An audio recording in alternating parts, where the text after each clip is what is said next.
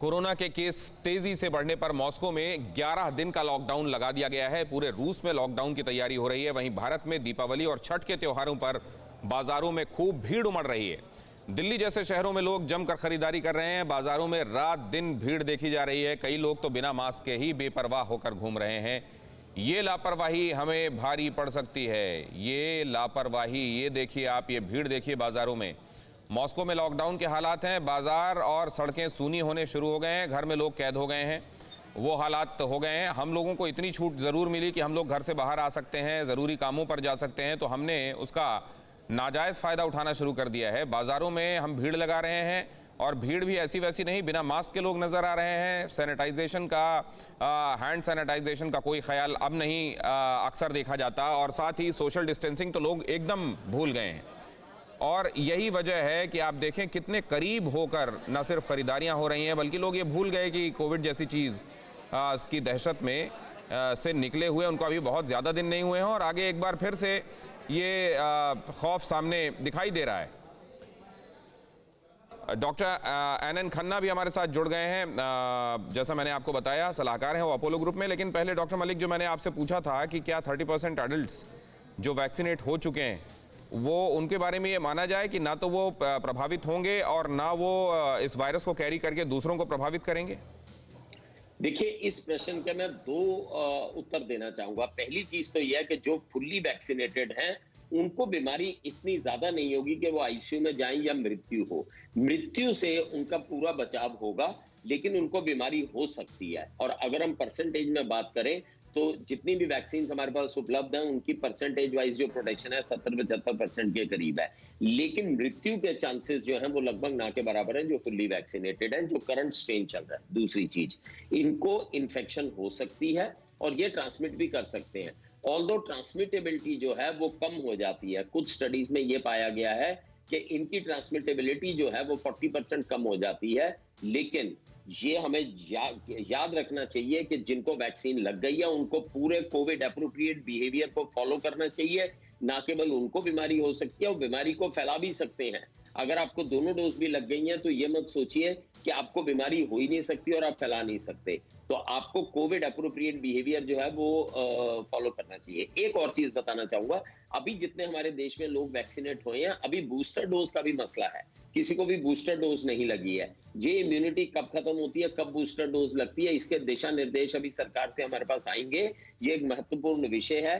तो अभी booster dose का भी लगना जो है वो है। लेकिन करंट परिस्थिति के हिसाब से मैं ये समझता हूं कि जितने लोगों को वैक्सीनेट भी हो रखे हैं वो अपने आप को ओवर कॉन्फिडेंट मत हो, वो कोविड अप्रोप्रिएट बिहेवियर का पालन करें और अपने मास्क को बिल्कुल नियमित रूप से उसको ग्रहण करें।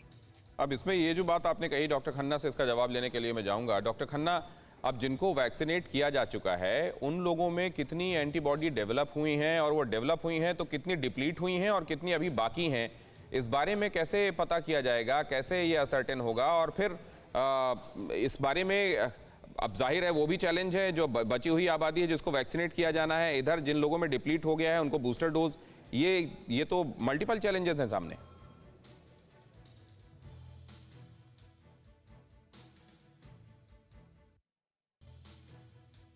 डॉक्टर खन्ना, आप आवाज आपकी म्यूट है शायद, उसको अनम्यूट कीजिए प्लीज।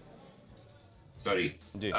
ये डेफिनेटली एक सिचुएशन है जिसके लिए बड़ा केयरफुल रहना है, बिकॉज किसी को अगर वैक्सीन लग गई इसका मतलब ये नहीं है कि उसको वो इम्यून हो गया, उसको इम्यूनिटी पासपोर्ट मिल गया कि उसको आगे कोविड नहीं होगा। इनफैक्ट कोविड हो रहा है, बट सीरियस कोविड और हॉस्पिटलाइजेशन और डेथ के चांसेस कम है।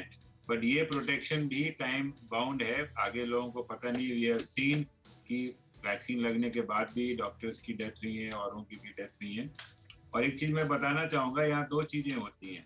जो हम एंटीबॉडी की बात करते हैं वो एंटीबॉडीज हम नाप सकते हैं वैक्सीन के बाद, और ये फैक्ट है कि वो हर 2-3 महीने में वो नीचे फॉल करती हैं। कितनी प्रोटेक्टिव लेवल है ये किसी को नहीं पता, और खाली एंटीबॉडी से है वायरस से प्रोटेक्शन नहीं होता। एंटीबॉडी होती है और उससे बेटर होती है सेलुलर इम्यूनिटी, जिसमें की मेमोरी होती है कि अगर फिर से वो वायरस आया तो बॉडी एक सेलुलर इम्यून रिस्पॉन्स क्रिएट करती है, जो कि बीमारी के वायरस को कंटेन करती है और फिर एंटीबॉडी बना के उसको वायरस को कंटेन करती है। तो ये एक कॉम्प्लेक्स मैकेनिज्म है और in spite of the fact कि एंटीबॉडीज कम हो रही हैं, इम्यून मेमोरी रहती है और इम्यूनिटी रहती है, और ये बूस्टर डोज से हमें इसका कितना फायदा होगा ये एक स्टडी का विषय है। हो रही है इंडिया में भी, फॉरेन कंट्रीज में तो 60 साल के ऊपर की उम्र पे यूएस में ये सबको इम्यून बूस्टर्स दिए जा रहे हैं 6 महीने के बाद। बट जो हमारी वैक्सीन्स हैं जैसे कोविशील्ड है और कोवैक्सीन है, ये देखा गया इनमें जो इम्यूनिटी है वो ज़्यादा समय तक परसिस्ट करती है एज कम्पेयर टू जो mRNA वैक्सीन्स हैं जिसमें इम्यूनिटी बहुत तेज़ी से एंटीबॉडीज बनती हैं और फॉल भी काफ़ी तेज़ी से करती हैं। तो हमारी वैक्सीन्स में बेशक धीरे धीरे इम्यूनिटी डेवलप होती हो, लेकिन लास्टिंग इम्यूनिटी डेवलप होती है। लेकिन अब कितनी है और कितने लोगों को बूस्टर डोज की आवश्यकता होगी, ये बात अभी तय होनी बाकी है। परवाह देश की, सोमवार से शुक्रवार रात 10 बजे TV9 भारतवर्ष पर।